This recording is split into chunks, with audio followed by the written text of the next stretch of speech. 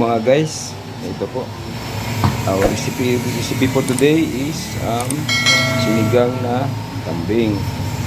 Ito po yung mga ingredients niya po. Paminta, luya, kulikot, tanglad, at saka yung kambing. Ayan. Simulan na natin guys. Tsaka gagamit din tayo rito ng sinigang sa sampalok, original, asin, tsaka yung patis.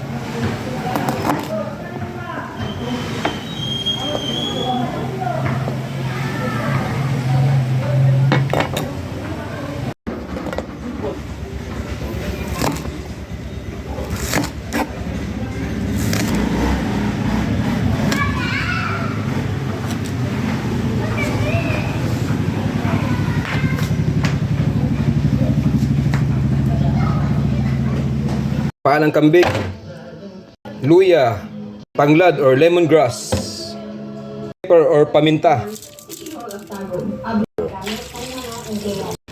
Pakuluan hanggang sa lumambot.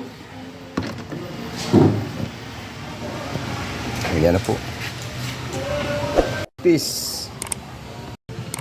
Patis, asin, hanggang sa sampalok mix.